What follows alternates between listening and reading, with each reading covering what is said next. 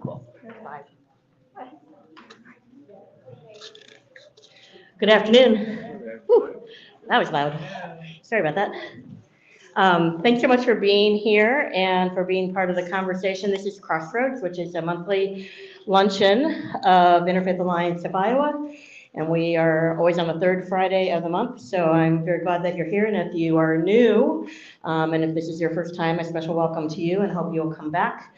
We always have a different speaker on a different topic, and really Crossroads is about the civic dialogue on issues that are important in our communities. So I'm glad to have you here in the room, and I'm glad to have you online. I know we have a number of folks who are going to join us online from really all over the state. So glad to have all of you as part of this. We're going to talk about this really, really easy subject of reproductive health care and reproductive justice and access to abortion and why it matters. And so I'm delighted to have my friend Mazie Stillwell, who is, I always read this, Director of Public Affairs in Iowa for Planned Parenthood, North Central States and Planned Parenthood Advocates of Iowa. So now you know why I had to read that. Anyway, Mazie is new to the job this summer, but has worked in the area for many years, as well as a number of social justice areas and organizations in central Iowa and across the state. And so she's not new to the work, but just new to the job. So our practice with Crossroads is to let the presenter give you their information, and then we'll have about a half hour for questions and answers. And we do take questions from the audience that is on live stream. So if you have questions, you can put those in the chat. And then Kristen is monitoring that, and we'll be able to ask those questions or give your comments when you have those as well when we get to that time. So without further ado, I'm going to turn it over to Mazie Stillwell. Thank you for being with us.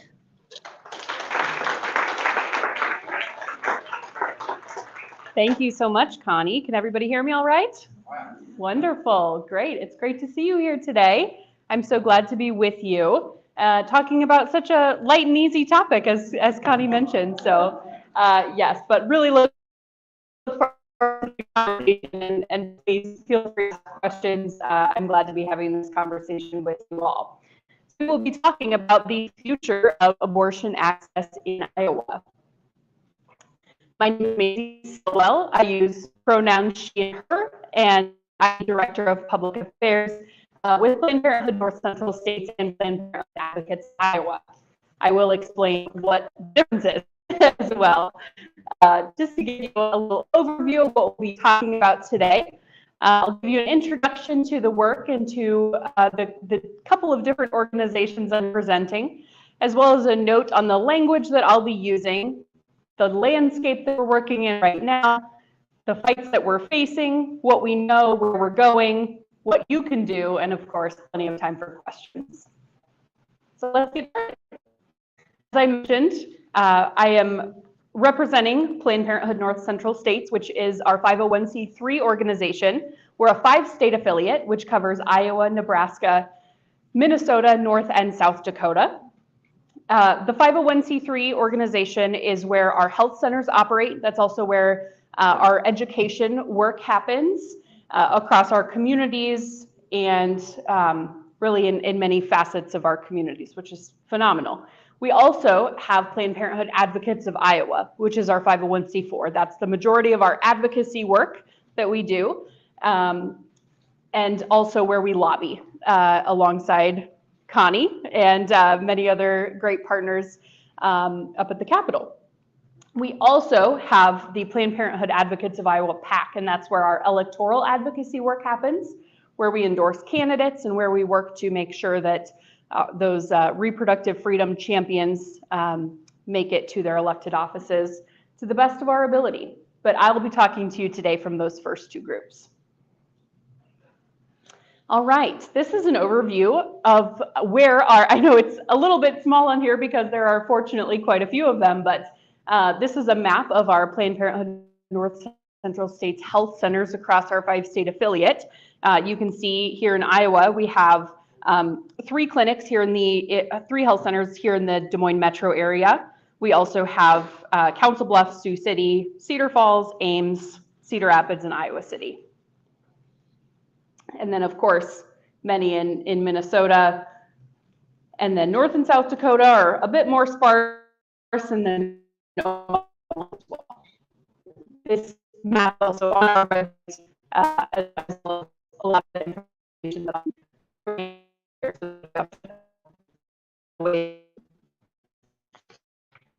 health services are player of North of two services is also part of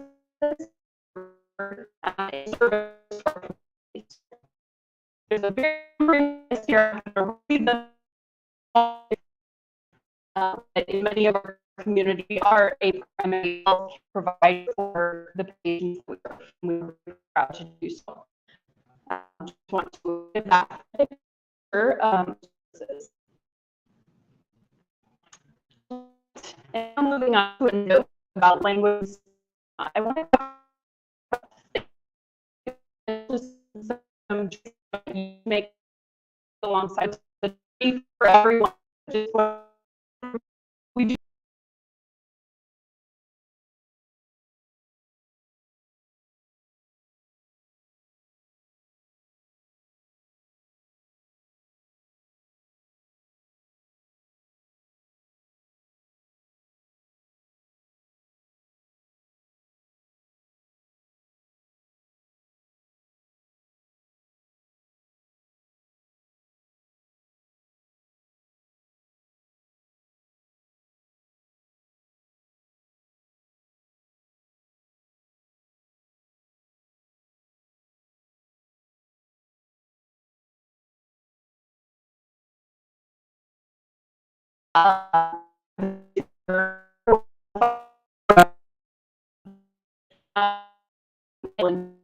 That they may not see themselves as part of one or the other. We also don't push out coat hanger imagery. I know that is something that that you may see a lot, but what this fails to recognize is that we do have medication abortion now. So when abortion is made illegal, we're not going back to 1972.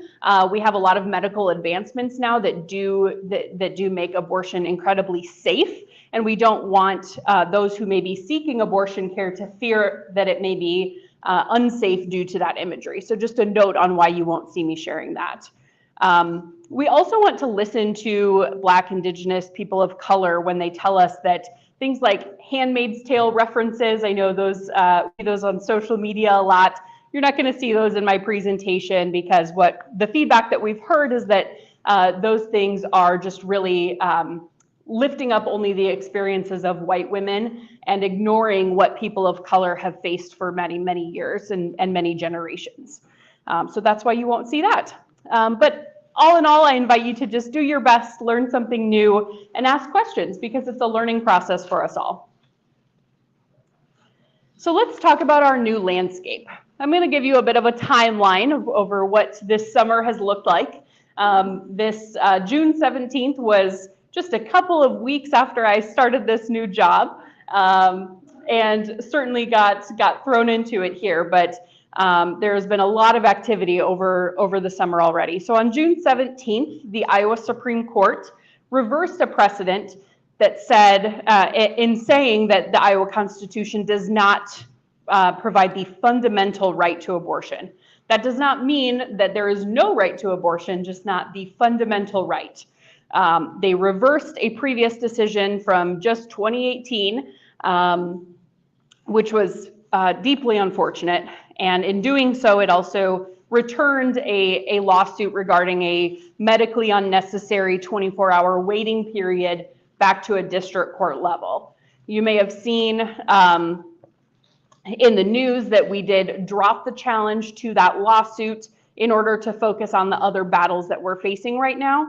So that is something that is now in effect, is that something that never should have been passed in the first place. This truly medically unnecessary barrier to abortion, which is that 24-hour waiting period, and often turns into a much larger burden than just 24 hours for patients seeking that care. But ultimately, I want to point out that abortion to this day is safe and legal in Iowa, despite these challenges that have come our way. And it doesn't stop with the Iowa Supreme Court. as we all know, or likely know, that just over a week later, on June 24th, the US Supreme Court overturned Roe v. Wade and Planned Parenthood v. Casey. So that was also overturning the right to abortion at a federal level. So these two protections at the federal and state level were really what were putting up a roadblock to a lot of the attacks that we've seen in recent years.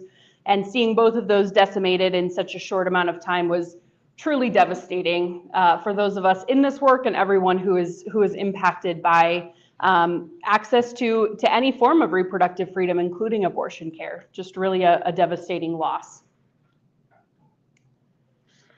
So one of the things that this has opened the door to is a 6-week ban. You may have heard this referenced as a fetal heartbeat bill, but this 6-week ban was signed into law by Governor Reynolds in 2018. It never went into effect. It was immediately stopped at a district court level through a permanent injunction based on the constitutional protections that exist at the state and federal level. Now that those protections have gone away, the governor is now asking that district court to lift that permanent injunction to resume the implementation of that deeply unjust law. We know that 6-week abortion bans are very much opposed by medical professionals. They ban abortion before most people know that they're even pregnant. They are dangerous and about as extreme as you can get. So that is something that is out there in the distance right now, that is working its way through the courts, but just really an unfortunate result of those protections being lost at a state and federal level. So now what we're facing, we're facing a pretty grim picture when it comes to reproductive health in Iowa. In 2017, the Republican legislature defunded Planned Parenthood. And so what that means is that they left $3 million of federal funding on the table, refused to take that money because Planned Parenthood would be eligible to receive that money to provide family planning services. So instead of taking that $3 million in federal funding, they developed their own family planning program that has not been successful, imagine that, and instead have made that carve out to, in effect, defund Planned Parenthood. That family planning program that we see impacting so many people that has been successful for a very long time. You can see the numbers here. It went from 6,900 people receiving those services in 2017 all the way down to under 3,000 in 2019. The number of, actually only 53% of those even received the services when push came to shove. So not even reaching the people that it claims to be. The providers are also deeply lacking now in many of our communities. That the providers who were providing these family planning services went from over 1,400 in 2017 down to just 112 in 2019. In addition, sexually transmitted infection rates, STIs, those are up 21%. In Woodbury County alone, our clinic that had to close as a result of being defunded through this program, almost, just in that time frame, saw rates of gonorrhea go up by 141%. Absolutely devastating cause and effect here. We also know that from 2018 to 2020, abortions increased by 42%. Now, this is not to say that that we are not proud to provide abortion care, but we know that this is a direct cause of unintended pregnancies rising. So that is unfortunate for those who are not able to get those resources that they need to control their reproductive health. We also know that maternal mortality rates are rising. It's a very sad picture of reproductive health care in Iowa, really starting with that defunding in 2017. Just a really tragic cause and effect. I also want to shed light on a fascinating study that the Guttmacher Institute has been doing in the aftermath of this defunding. So The Reproductive Health Impact Study is what it's called. It's a multi-year comprehensive research initiative that analyzes the effects of federal and state policy changes on publicly funded family planning care. The study focuses on Arizona, Iowa, New Jersey, and Wisconsin, and it documents the impact of these policies from 2017 to 2022 on family planning service delivery, on patients who rely on this care, and really looking at, again, that cause and effect over the course of those years when those policies went in place. Iowa was selected as a focus state in 2017 after being pushed out of that federally run Medicaid family planning program, and that new program being started, which prohibits patients from accessing care at with providers with any connection to abortion care. So there are a few stats that have come out of that study already, just really fascinating information that they've been providing through their comprehensive research, showing that if you look at the graph on the right-hand side, that's the change in the number of Title X contraceptive patients in Iowa, going from nearly 29,000 in 2018 down to just 15,000 in 2020. So really drastic changes there. If you are interested in this study as well, it's I have the website up there, but it's really difficult to read. It's just on the guttmacher.org website, and that's guttmacher.org/reproductive health impact study. I'm happy to provide that link as well. But if you're somebody who likes reading studies and looking at data, it's a really fascinating read. So now let's get into what we're facing. We know that there are many unknowns in the road ahead, but one of the things that we have already seen a glimpse of is this constitutional amendment. What happened here is in the last legislature, this language was passed that is deeply politicized, very fear-mongering language that now actually makes no real change in Iowa law based on the Iowa Supreme Court's ruling. But what it does is it makes it much harder to expand abortion access into the future. So this constitutional amendment has passed its first hurdle. It needs to pass with identical language again in either 2023 or 2024, and then it can appear on a statewide ballot.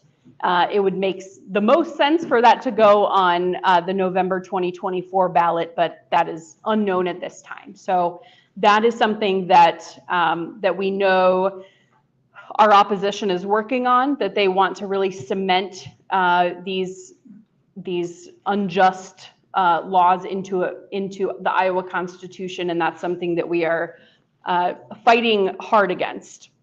Now, I also want to mention the major win in Kansas just recently. There are some major differences between the constitutional amendment that the folks in Kansas were voting on versus what the Iowa constitutional amendment says.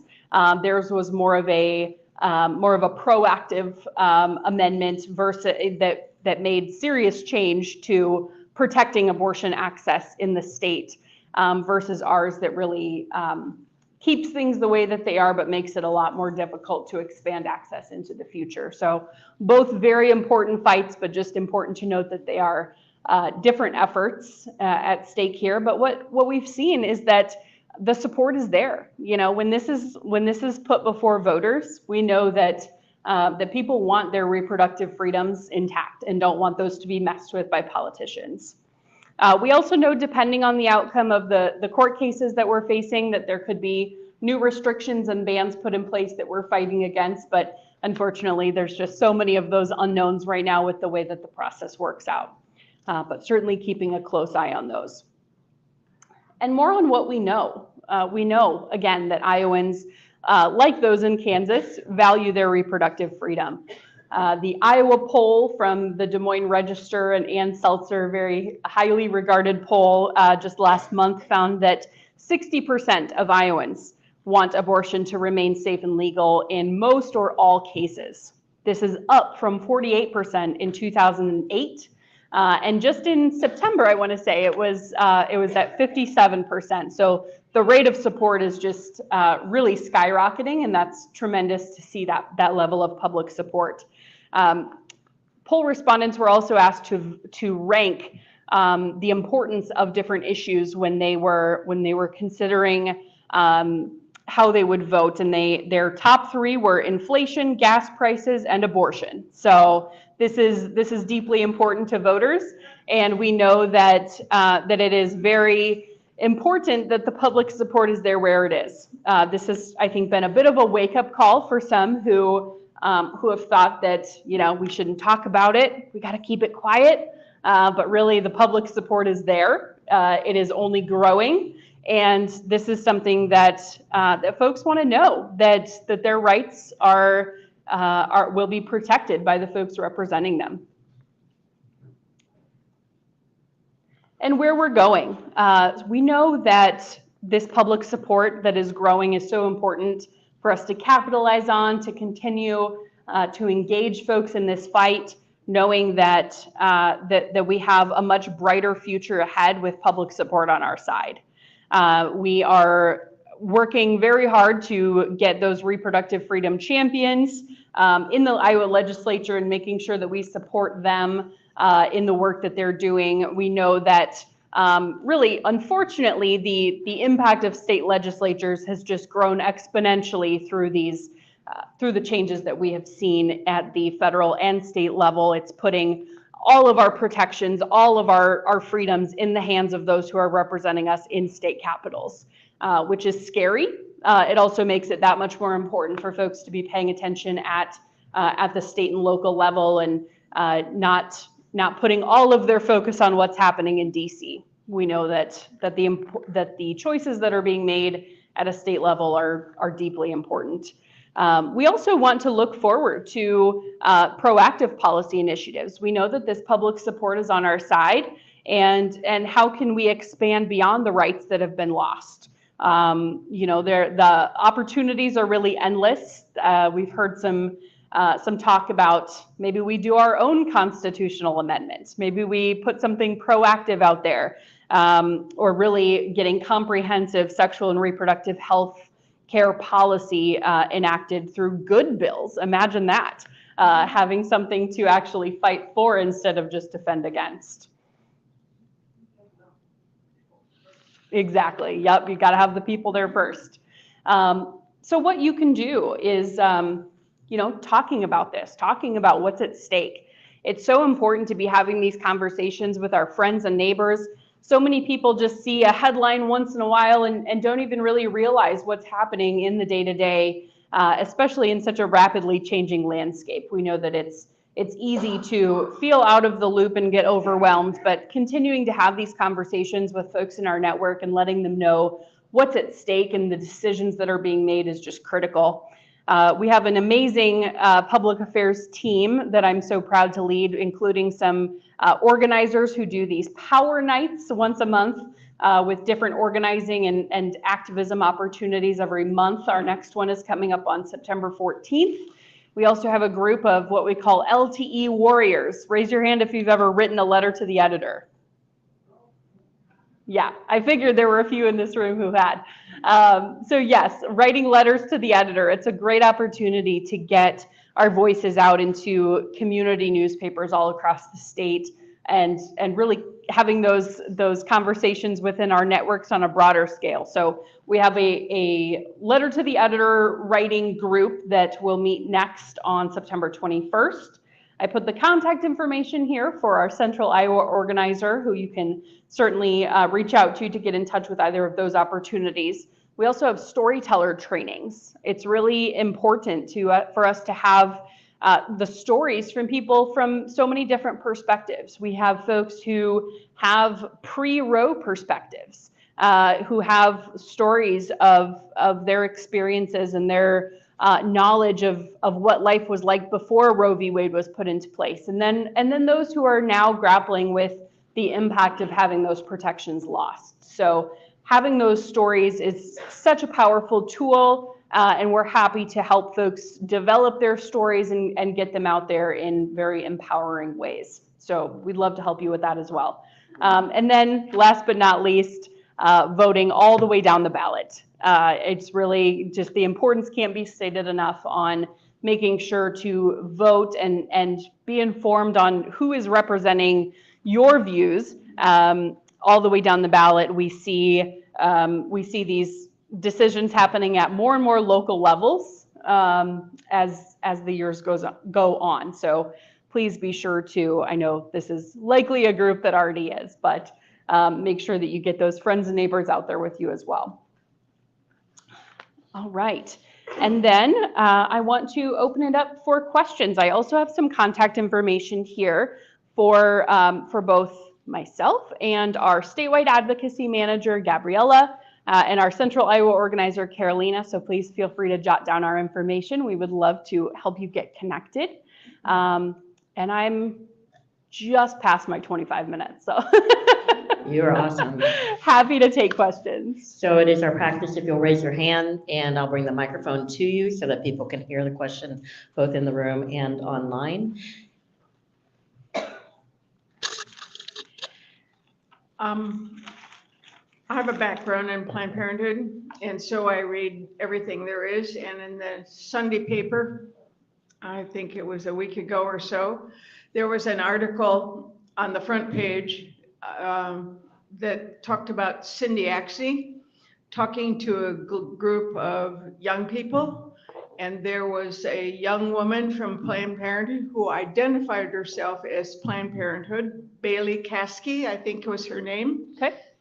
And she took Cindy to task because Cindy was talking about what you just ended with, is voting down the ticket and you just vote and you vote. And she said that she was tired of hearing just vote. And she really went on and kind of took her to task about why haven't you codified this? Why should we vote for you? You've been in Congress, you've done this, you've done that, and why should we vote? And that I'm tired of thinking this is the most important time to vote. And I thought, you don't know what tired is, and you have really no right to use that at age 23. Because some of us have been in this battle for a very long time, and I am one of the pre-Roe people. And so my disappointment was that she put her name out there for Planned Parenthood. And she's a millennial. And she had other millennials there. And we need millennials to vote. And so I know differently from Planned Parenthood that you are out there, and like you say, you have got to vote. That is our power. Mm-hmm. So I don't know what you can do about it, but I'm sorry it was out there. Well, I'll tell you, I'm glad you brought that up, and that is a very common sentiment that we are hearing from far more than just one or two voices. This is very common right now that we are hearing, especially from younger generations, that are saying, you know, we can't just be told to get out there and vote and then nothing happens.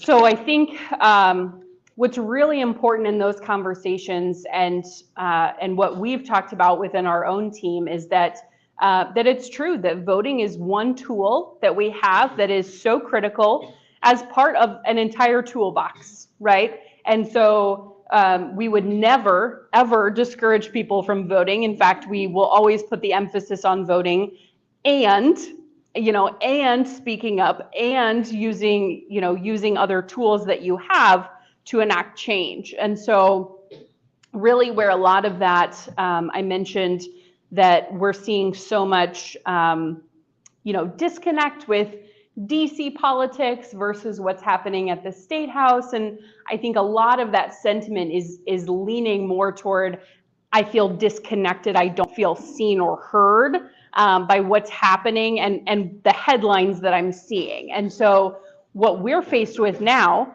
is how do we make that connection for folks and help them, bring them into the conversation about the impact of your vote at a state level, at a city level, at a county level, you know, when you're talking about these races that come down to fewer than 10 votes, you know, the impact that has. And so, yeah, it's something that is a bigger problem than I know how to solve on my own, but I know that we are having these conversations all the time, and I hear that frustration. You know, it is so frustrating that you know, it's frustrating for folks who have been around for a long time doing this work, and it's frustrating for folks who are being told the same thing over and over again and feel like they're just spinning their wheels. So I think, you know, a couple of ways that we address that is by recognizing that you have to vote, and,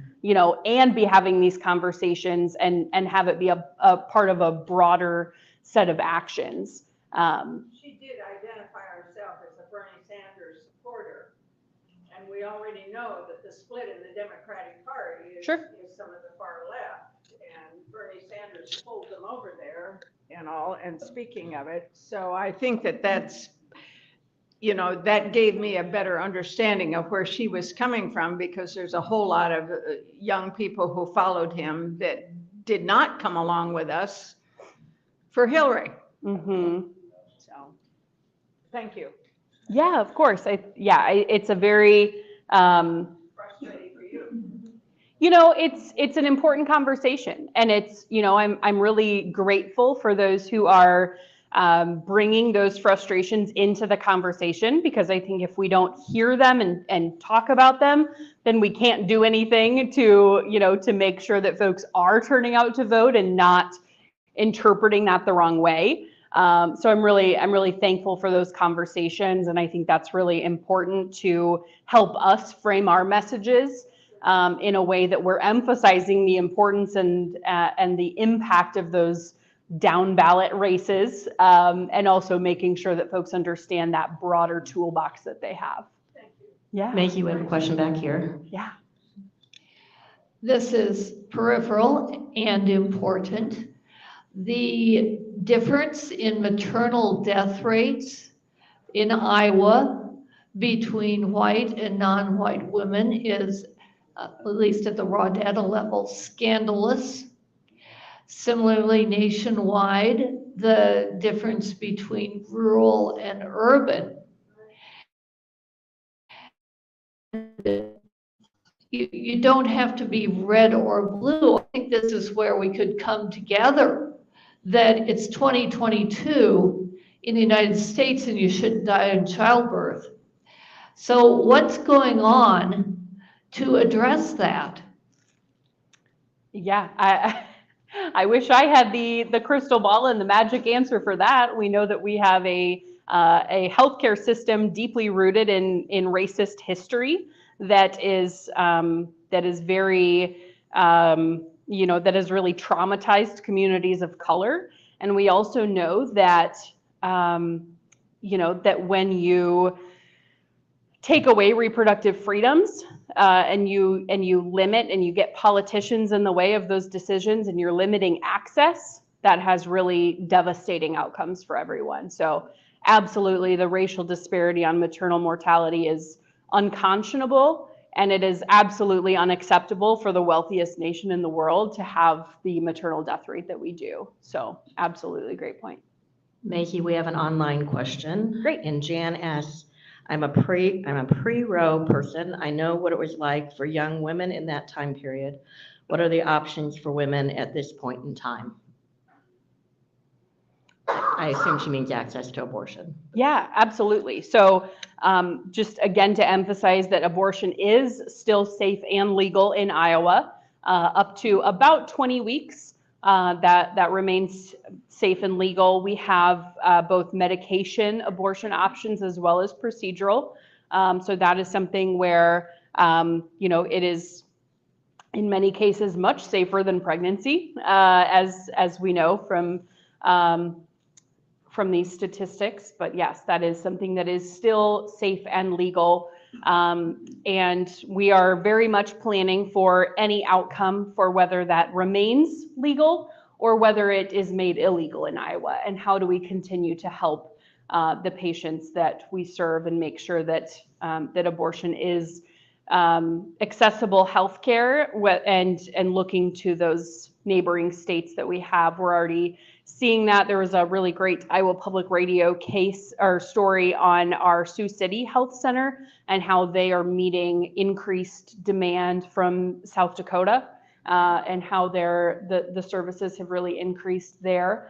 And so, you know, this is a building the plane as we fly it kind of thing, figuring out this new territory and how we're able to support patients to receive the essential health care that they need, regardless of what state they live in. And it's truly unfortunate that there are going to, you know, likely 26 states that will likely ban abortion. This question might be a little more important for states where abortion is banned, but Interfaith Alliance a few years ago brought Joy Corney and Sally Peterson, who reported on a wonderful multi-year study they'd done where they were giving people long-term birth control. Is Planned Parenthood planning anything like that to try to avoid unplanned pregnancies more than we already know about? Absolutely. So we do, you know, one of the services that our health centers offer is long-term, long-acting reversible contraception. So we have seen, you know, anecdotally demand for those services increase. We know that that's something that when people start hearing about, you know, what's changing, what could change, you know, that is certainly a consideration. But yes, that has been made more difficult with that exclusion from the family planning funding. But thanks to the Biden-Harris administration, we are now again receiving Title X funding. So that is also helping to, you know, to kind of close that gap a little bit. But we know that we need state funding fully restored to Planned Parenthood to be able to adequately meet that need for family planning services. Yeah, absolutely. What's that? What's your name? Planned Parenthood, yes, yes. There's a funny ray gun shirt that says better than unplanned parenthood. Yeah. Wait. We're going to start over here with the microphone. Okay. I want to go back to the question or the issue about the millennials and them not voting. I have a 22-year-old granddaughter who is going to vote. She's always voted, but she said to us, this was in May before the Iowa decision came out and before the court decision came out. And she said that she and her friends have already been talking and they're wondering if, she said, should I go on birth control? Should I get birth control now and stock up? So I have two questions, a question and a statement, I guess. One is, how long does birth control, can you stock up on birth control? And how long can you keep it before it loses its effectiveness? And then secondly, where are you organizing on campuses? Because I saw a poll where it said that young men are some of the highest supporters of abortion. And I thought, college campuses, there are a lot of them on college campuses. How do we get to them? Yeah, absolutely. We do have a college campus organizing program that is active on a number of different campuses across the state. We have a very active University of Iowa chapter and are actively working to expand those onto, there's more than just University of Iowa, but there are chapters across the state. Yep, there's one at Drake. And those are great opportunities to get connected with that audience. And that's again where we're hearing so many of these common sentiments about birth control, about voting, about, you know, it's really widespread. And so it's a great opportunity to connect there. The first part of your question, I will have to check with our health center team on that to find out for sure. I know there are absolutely limits on how far out you can stock up on birth control. I don't know off the top of my head what those limits are, but we do have a phenomenal direct mail program where Planned Parenthood does mail birth control directly to patients. Their refills are mailed for free. It's a very, discreet program that is very widely used. But that's certainly something that where those long-acting contraceptive options become more and more popular because, you don't have to worry about the month-to-month stock up. Yeah, great question. Okay, so two comments. One, when you talked about the disparity of maternal health deaths with white and the colored folks, part of that problem is the lack of funding for public health. This reproductive rights is really part of public health, and that has been cut. And so those services to those people have been cut. Secondly, I think we need to also be aware and thinking about those 26 states that are already going down this path is the effect on clinicians. Yep. And all of a sudden, your family doctor is at risk for doing a procedure with an ectopic pregnancy, which is considered abortion, and which is a life-saving thing. Yeah. And so I think we need to broaden between just the woman and her, but the care she receives from her clinicians, and that might open some people's eyes to beyond just a narrow thinking. Yeah. And I just wanted to make those comments. Yeah, thank you. We know that this is the reason that so many medical providers are against these bans and restrictions because, why do politicians with no medical training have any business interfering in the work that they can do to save the life of their patient or to make decisions that they know are in the medical best interest of the patients that they see? So yes, there is a huge burden on providers. And by the way, if you know any physicians who want to work with us, we are working very hard to meet the need out there, and it's very difficult to find them because especially in states that they know are unfavorable to reproductive freedoms, physicians don't want to battle that. They would rather work somewhere that these changes aren't on the horizon.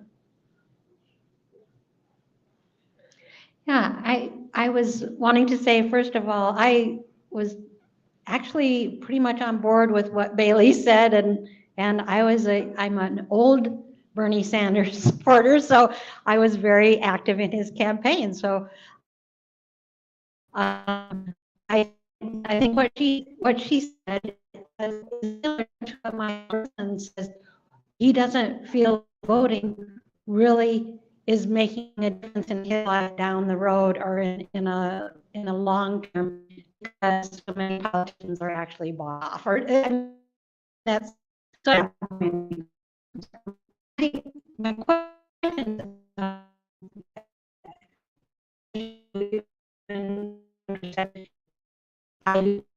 to address maybe the misinformation, the medical misinformation that has come down related to those two things.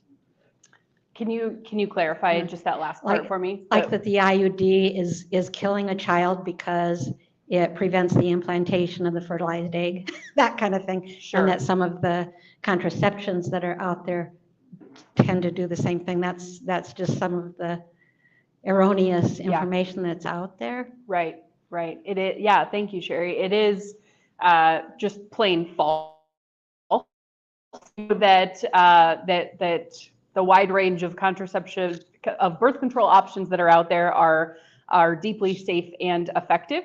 And there is no shortage of misinformation out there that is used to try to scare patients. That's all it comes down to, is just a scare tactic, and it's just plain wrong. And just last year, or rather this past legislative session, we saw, I believe it ended up being $500,000 go to these fake health centers, these crisis pregnancy centers, as they're called, and they're fake clinics. Plain and simple, that's all they are. They deeply misrepresent the services that they provide. You see them putting up misleading billboards every way you look on the interstate, and these places claim to provide services that they just don't.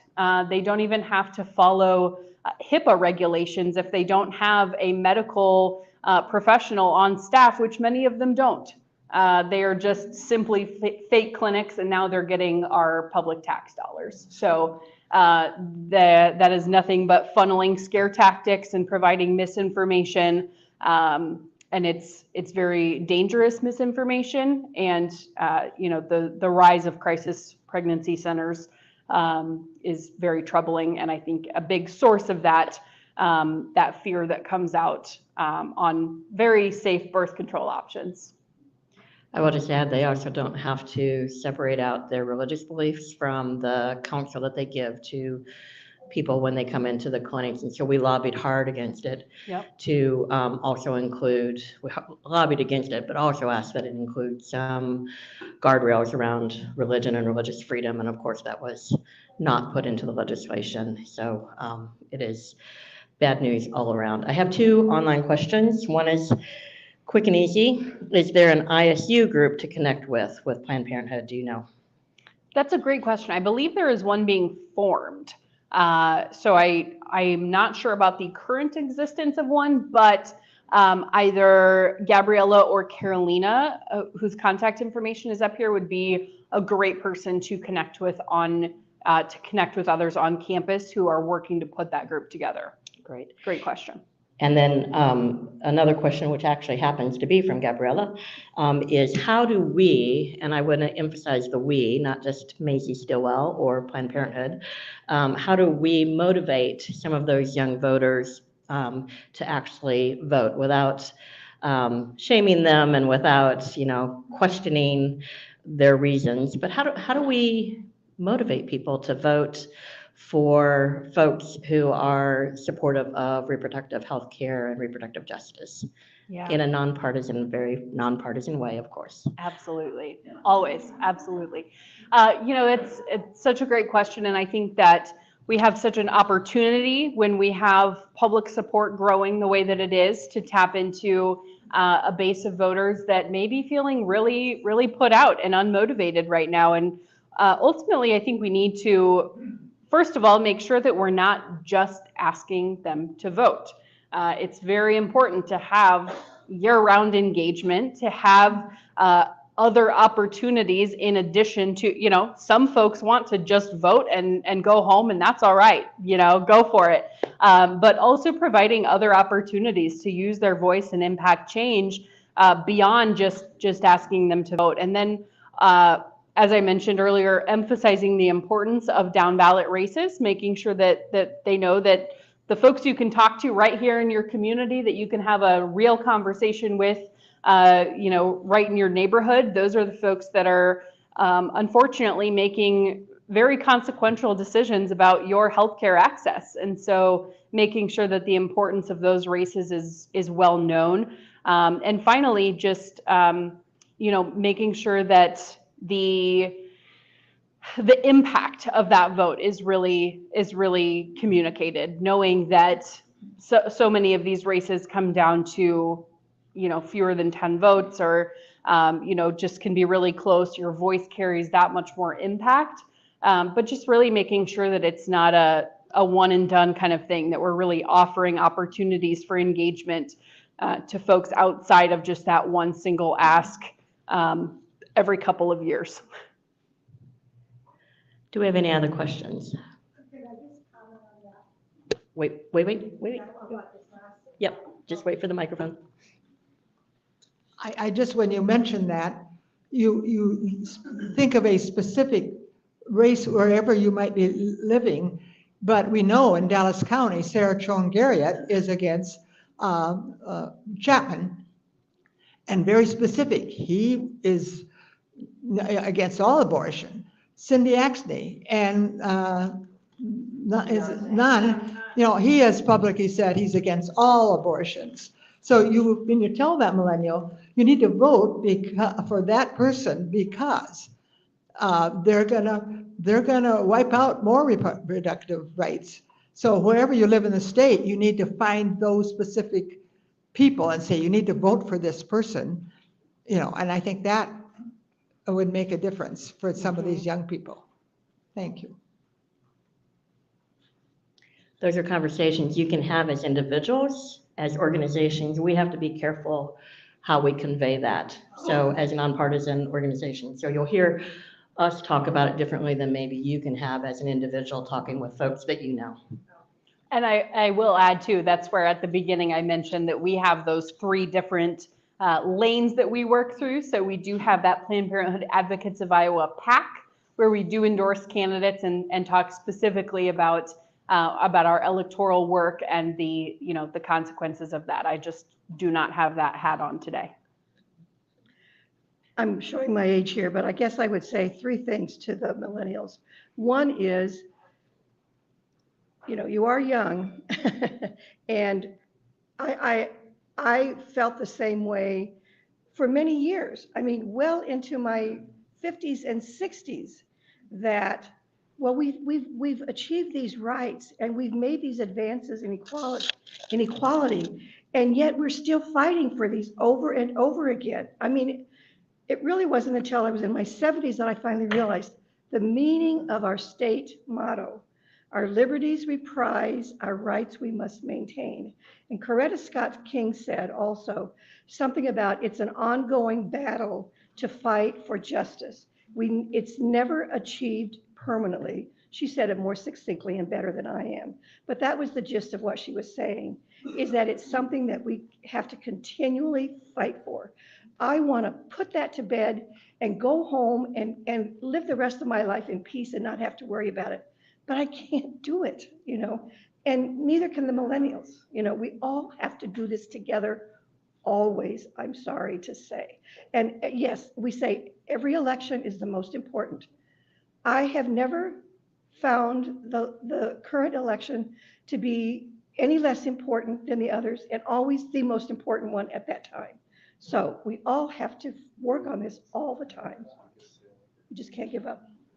Yeah, thanks, Alicia. It is a continuous fight for sure, and I think it's really great to have those cross-generational shared experiences to be able to to bring those different perspectives and kind of share insight, and that's a really powerful thing. Absolutely. Could you speak to Title 10? How long have we been getting Title 10? And is it a Title 10 that just goes to the 5 states, or is there Title 10 that comes to Iowa and our clinic, or do we just take a part of the pie of the big 5? So we receive Title 10 funding through the Family Planning Council of Iowa. We are one of the grantees through them. And so it is coming directly to our health centers in Iowa. And I mentioned that that's a direct change within the Biden-Harris administration, because there was a domestic gag rule that was put in place in the Trump administration that prevented Planned Parenthood health centers from receiving that funding. Yep. And so now that has been changed and that funding restored, and that is a very recent change. So that's something that just went into effect this year. What's the dollar figure on that, or approximate? Oh gosh, I'll have to get back to you on that. I don't know the Would total. you repeat that since she didn't have a mic? Oh yes, she asked the total dollar figure on Title 10 funding that comes in. I'm sure I have it on a fact sheet somewhere, just not in my papers right here, so I can definitely find out and let you know.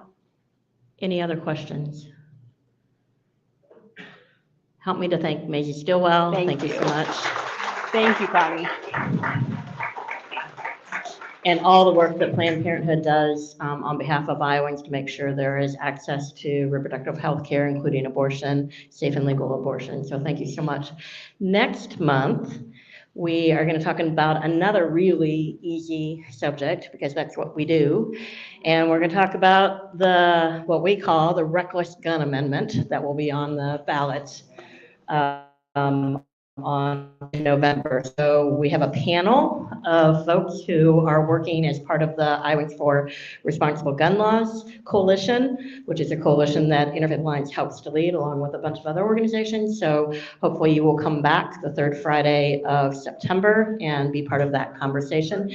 To folks online, thank you so much for being online. We will get the slides to you and get them from ahead of time. We will, if you want me, we'll so thanks for being here and online.